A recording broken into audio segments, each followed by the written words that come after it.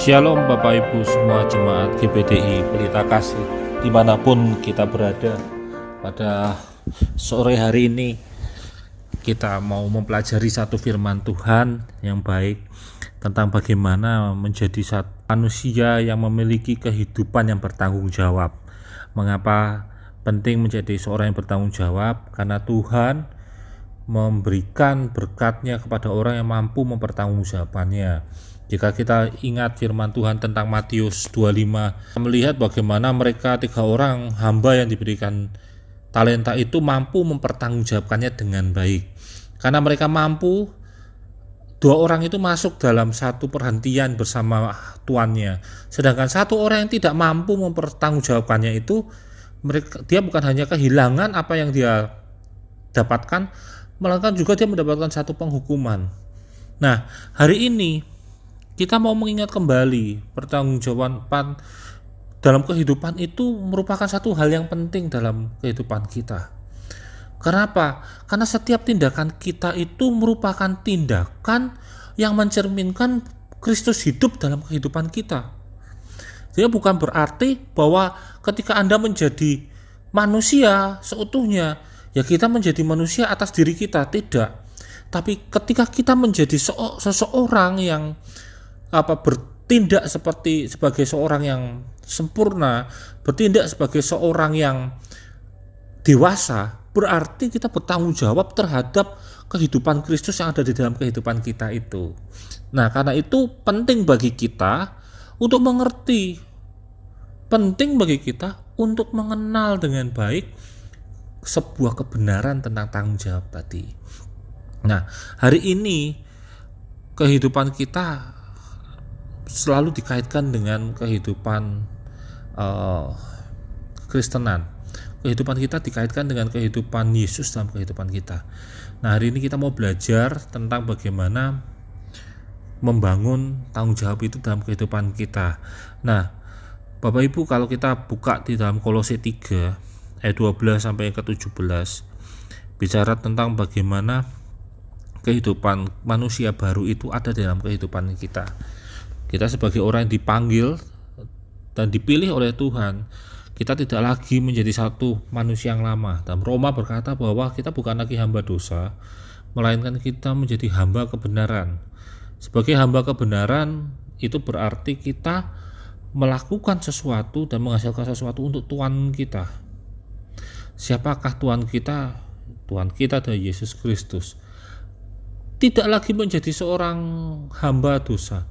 Bahkan kita sekarang naik lagi pangkatnya, bukan hanya hamba, tapi kita menjadi seorang ahli waris, seorang anak yang memiliki hak untuk memanggil bapaknya, tuannya sebagai Aba, yaitu Bapa. Nah, untuk kehidupan manusia baru itu, dalam Kolose 3 ayat 12 berkata, karena itu sebagai orang-orang pilihan Allah yang dikuduskan dan dikasihinya, kenakanlah belas kasihan, kemurahan, kerendahan hati, kelemah lembutan, dan kesabaran. Ketika kita bilang belas kasihan dalam kehidupan kita bicara tentang tindakan kita yang nyata. Kita bicara tentang kemurahan, kita bicara tentang tindakan. Kita bicara tentang kerendahan hati, kita bukan bicara tentang ucapan kita yang mengatakan saya rendah hati, seperti kita bilang mari mampir ke gubuk saya, tidak. Tapi kita bicara tentang tindakan. Kelemah lembutan bicara tentang tindakan. Kesabaran bicara tentang tindakan. Tidak ada satupun yang cuma bisa diomongkan lalu kita bisa mengklaim itu sebagai bentuk dari kesabaran, kelemah lembutan, kerendahan hati. Tidak ada. Hanya satu-satunya yang bisa mengklaim adalah tindakan kita, tindakan nyata. Sabarlah kamu terhadap yang lain dan ampunilah seorang akan yang lain. Apabila yang seorang menaruh dendam terhadap yang lain, sama seperti Tuhan telah mengampuni kamu, kamu perbuat jugalah demikian. Kita bisa melihat bahwa Tuhan memberikan contoh dalam tindakannya Tuhan ketika berada dalam kehidupan kita, bahwa Dia mengampuni kita. Ketika kita bisa mengampuni, kita mengampuni orang lain. Itu bentuk tanggung jawab kita. Itu bentuk pertanggungjawaban kita dalam kehidupan kita. Jadi tidak bisa kita bicara saya mau hidup dengan prinsip saya, tidak bisa. Itu bentuk tidak bertanggung jawab. Kita mau bilang saya sudah punya prinsip saya benar, prinsip saya ini, tidak bisa. Firman Tuhan yang berkata seperti itu. Firman Tuhan bukan untuk ditawar menawar.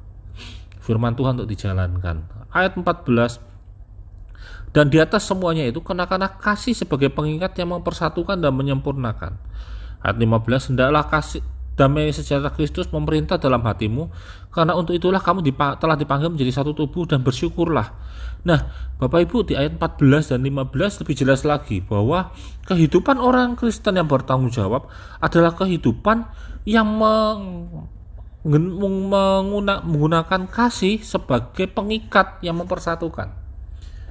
Artinya apa? Kita mendahulukan kasih dalam kehidupan kita bersosialisasi.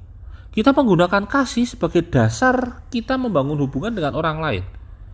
Nah, ketika kita memiliki kasih itu, kita menciptakan damai sejahtera dalam kehidupan kita. Sehingga damai sejahtera itu yang memerintah dalam kehidupan kita, dalam hati kita. Nah, Bapak Ibu, itu penting bagi kita untuk menilik sekarang dalam kehidupan kita. Apakah damai sejahtera Allah itu tinggal tetap dalam kehidupan kita, ataukah damai sejahtera yang ada dalam kehidupan kita itu bukan berasal dari Allah? Kita mungkin merasa baik dan merasa tenang ketika kita memiliki sesuatu, sehingga kita merasakan damai, lalu kita bisa memiliki hubungan yang baik dengan orang lain. Tapi pada kenyataannya damai sejahtera itu tidak dibangun berdasarkan apa yang kita miliki. Damai sejahtera Allah itu adalah sebuah anugerah yang Tuhan telah berikan. Namun damai sejahtera Allah itu bisa hilang ketika kita tidak menggunakannya, kita tidak mengambil kesempatannya. Ayat 16, hendaklah perkataan Kristus diam dengan segala kekayaan di antara kamu, sehingga kamu dengan segala hikmat mengajar dan menegur seorang akan yang lain, dan sambil menyanyikan mazmur dan puji-pujian dan nyanyian rohani, kamu mengucap syukur kepada Allah di dalam hatimu. Biarlah perkataan Kristus itu diam. Bapak Ibu, satu hal yang kita harus cermati, bahwa seorang yang bertanggung jawab itu adalah seorang yang menjaga benar-benar perkataannya. Perkataannya bukan tentang pujian kosong, perkataannya bukan tentang gombalisme yang luar biasa, perkataannya bukan tentang kata-kata indah yang ditata dengan luar biasa, tapi perkataannya adalah perkataan yang penuh isi. Perkataannya adalah perkataan Kristus, ada firman Tuhan di dalamnya.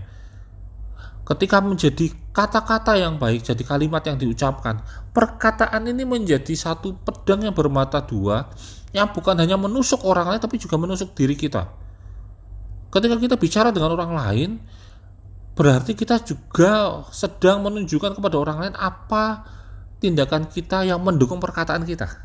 Ketika kita balik lagi di ayat 13 dan 12 berkata kerendahan hati, kelemah lembutan, itu bukan tentang perkataan, itu tentang tindakan. Nah, ketika kita mengajarkan itu, kita mengajarkan dengan perkataan. Melalui apa? Tindakan nyata kita. Kita punya tindakan. Karena itu sebelum kita mau bicara, pastikan dulu kita sudah melakukannya. Makanya menyampaikan firman Tuhan itu sulit. Bukan karena kita gagap dengan perkataan, tapi karena kita menghadapi yang namanya konsekuensi dari perkataan. Ketika kita menyampaikan firman Tuhan, berarti kita sudah harus melakukannya dulu. Ayat 17, dan segala sesuatu yang kamu lakukan dengan perkataan atau perbuatan, lakukanlah semuanya itu di dalam nama Tuhan Yesus, sambil mengucap syukur oleh Dia kepada Allah Bapa kita. Ayat yang terakhir lebih lagi menekankan bahwa apa yang kita lakukan baik dalam perkataan dan perbuatan itu lakukanlah semuanya di dalam nama Tuhan Yesus. Artinya apa? Lakukan sesuatu, katakan sesuatu bukan dari hikmat duniawi, tapi melalui hikmat firman Tuhan. Sehingga ketika kita melakukannya di dalam nama Tuhan Yesus, sehingga kita mampu mempertanggungjawabkan apa yang kita lakukan itu di dalam nama Tuhan. Bapak Ibu, hari ini saya mau mengingatkan kita, bagaimana kita memperbaiki kembali hidup kita. Kita sebagai manusia baru ini, apakah kita perlu diupgrade atau perlu kita mengevaluasi kehidupan kita? Apakah kita sudah menjadi manusia yang baru, ataukah sebenarnya kita manusia lama yang memakai baju baru? Mari kita renungkan firman Tuhan hari ini. Mari kita rubah kehidupan kita. Biar perkataan Kristus itu ada dalam kehidupan kita. Sehingga kita melalui perkataan Kristus itu mampu menunjukkan kehidupan kita. Tindakan nyata kita. Biar kehidupan kita itu memiliki belas kasihan, kemurahan hati, kerendahan hati, kelemah lembutan, kesabaran. Sehingga kita mampu membangun kehidupan kita. Mampu membangun hubungan dengan orang lain dan mengikat satu hubungan dengan baik. Karena itu Tuhan akan memberkati kehidupan kita dengan luar biasa. Saya percaya bahwa ketika kita mau merenungkan dan melakukan firman Tuhan, Tuhan akan memberkati kita semua. Amin. Tuhan memberkati.